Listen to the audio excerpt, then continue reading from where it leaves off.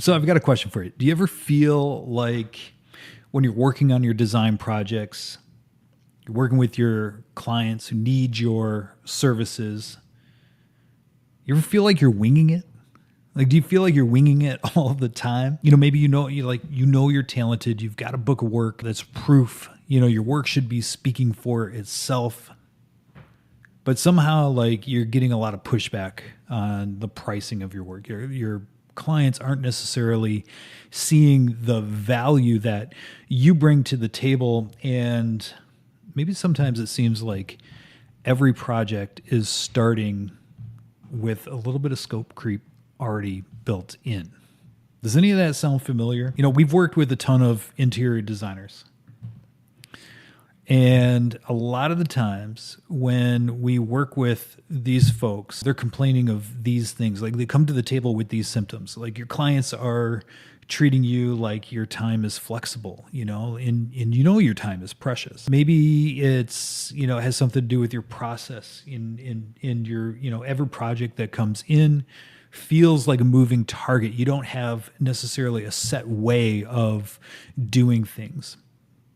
And that leads into you second guessing, like, is your message clear, or am I just being clever? Am I attracting the right people with my marketing and my advertising? And, when you think about even scaling your business, you say to yourself, I don't even know how I can get out of, being in every email, responding to every client request, being a part of every client conversation, having to make every single decision. Does any of that sound familiar to you?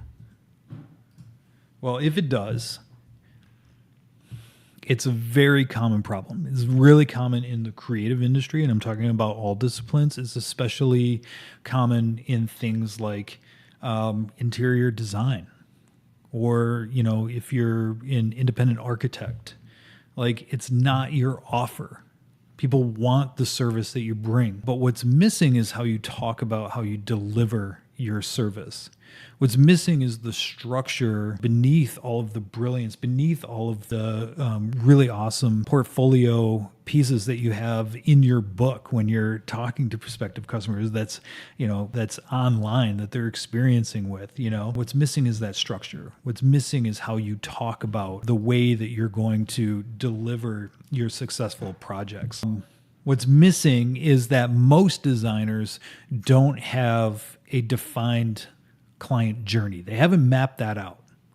And what I mean by that is, every one of your clients is on this like path to, from experiencing some level of pain, like why they need to engage with you, to, going toward this desired future, whatever that is. And, if you take a couple of minutes to think about that, there are different milestones. There are different things that happen along that journey. There are different stops along that journey. I remember being a kid, and we would go on family road trips. Every summer, we'd go down to the coast of South Carolina. It was a big road trip for us.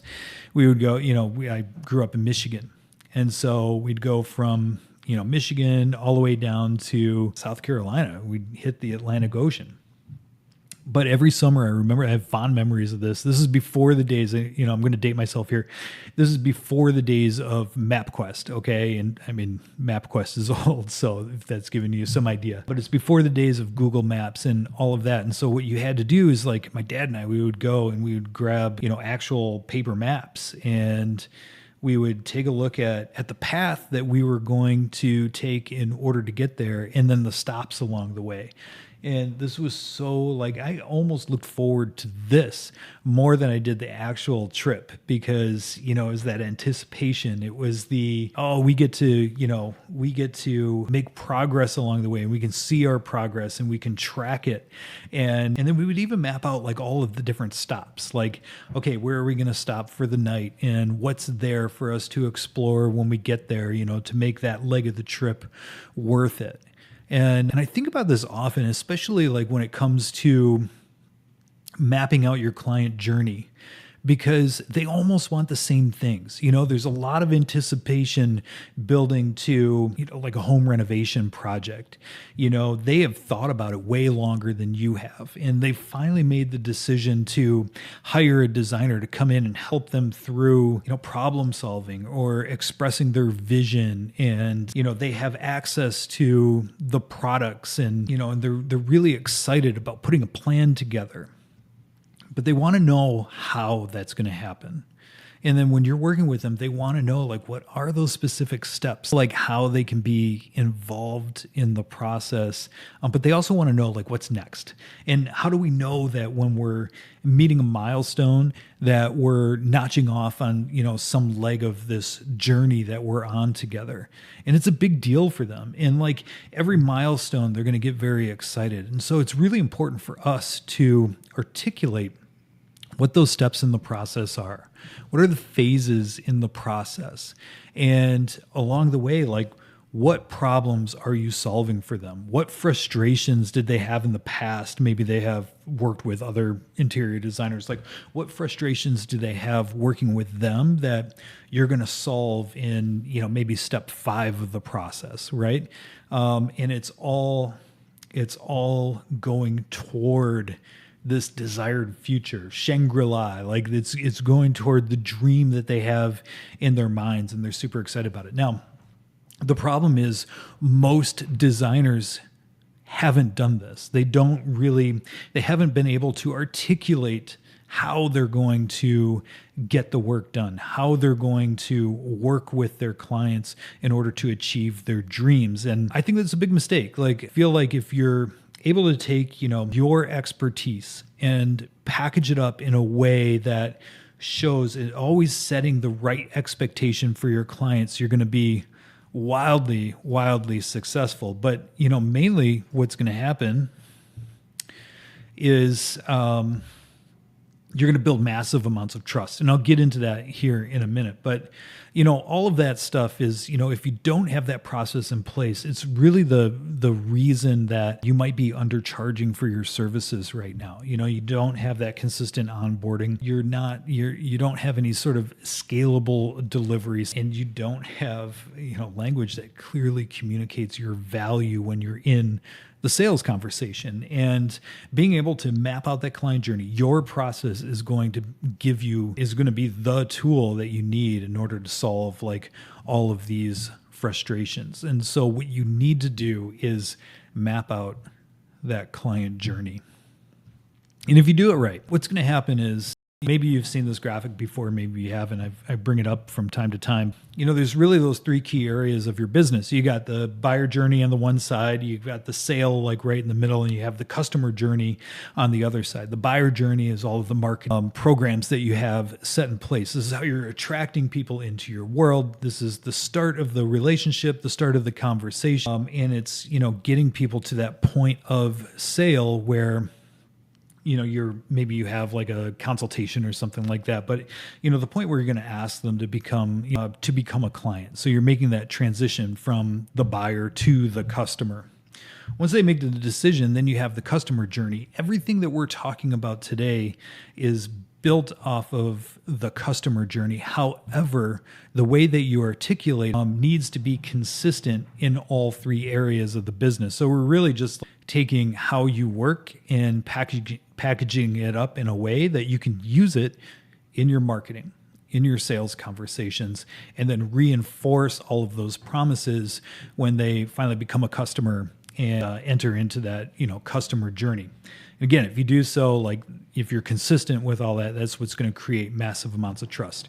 Trust in your market, trust in the point of sale, and then ultimately going to create like raving fans of your work. And this is going to up the value. You're going to experience more referral. You're going to have people that are talking about your services for you. Like if you reflect on your happiest customers, we go through an exercise when we're developing our ICPs, which is the ideal client profile.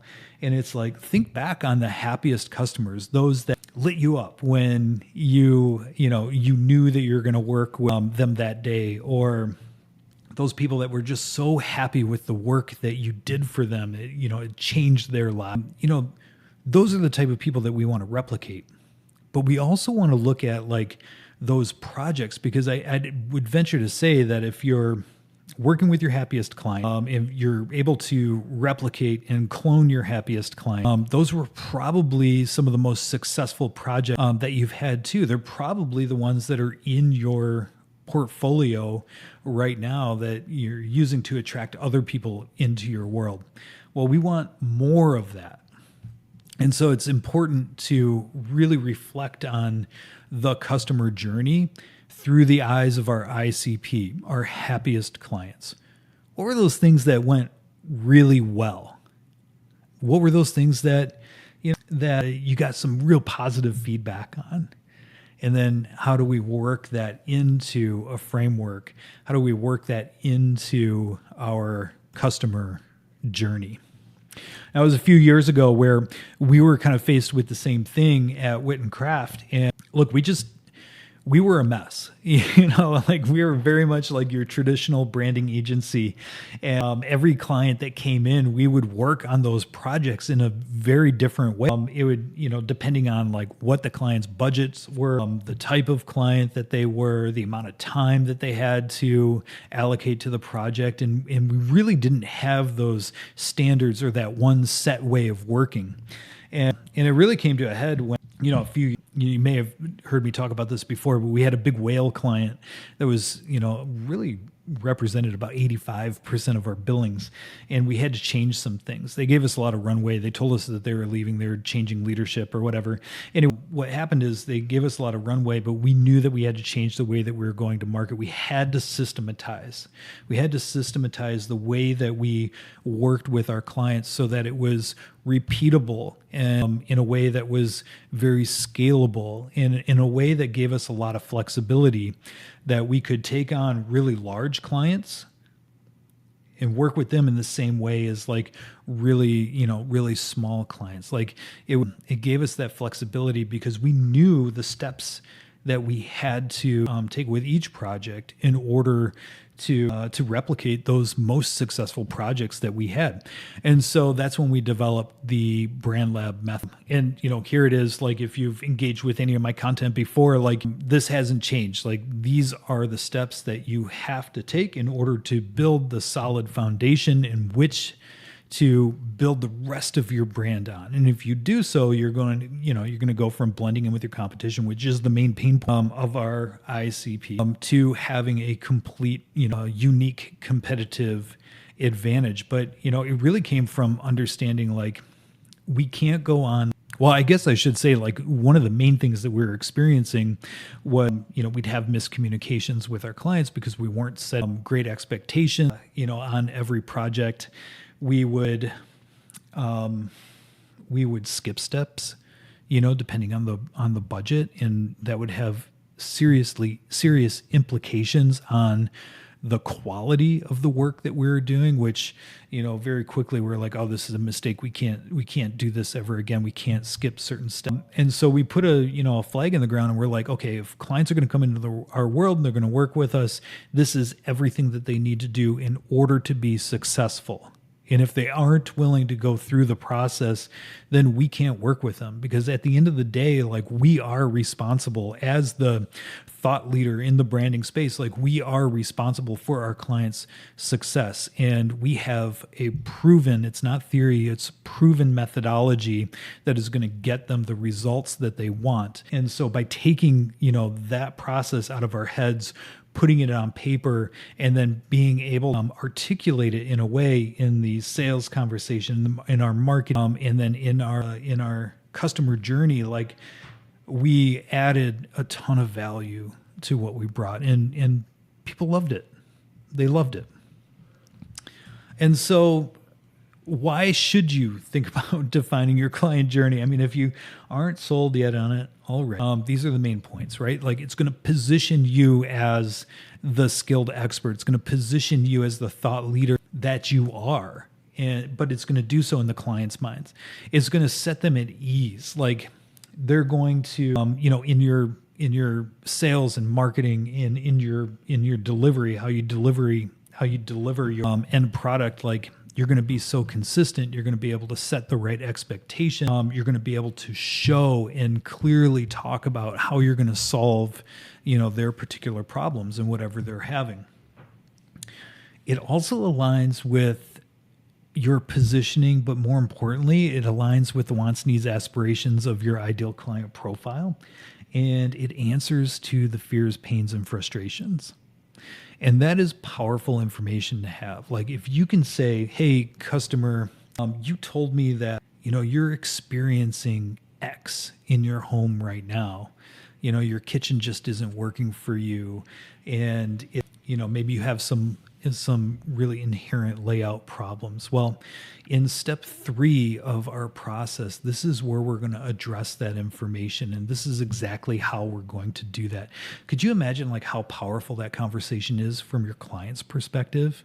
It's hugely important to be able to talk about it in a very repeatable, but more importantly, a very proven way. And, it leads me to the next point. Like, it shows that you have a proven methodology, and it shows that you have worked with clients in the past, and this is how you've achieved, those amazing results that you have in your portfolio. But here's the thing, like it's also your IP, because throughout your years of experience, whether, you've been in the business for 5 or 20, like you've done things your own way. You've done things in a way that sets you apart from other interior designers, other architects out there. And by packaging it up in a way that I'm suggesting that you do, what you're really doing is packaging up your IP. This is your, like, you should be able to own this. This should be uniquely yours. In the positioning process, we talk about, looking at your differentiator. Some of this might come from your differentiators and what we put into the process. But we're really talking about setting you out on an island of one within that competitive landscape. And by being able to clearly define and articulate that client journey, your process, that's exactly how we're going to set you apart. That is one of the main reasons that your clients are going to start to choose you over your competition, because at the end of the day, they want to understand how the soup is made. They don't want to necessarily get into the details of that in marketing. But once they're sold, like once they get further on down that funnel, they want to start to get an understanding of how you're going to back up the promise. And that just creates a lot of trust, and in turn gets translated into a ton of sales for you.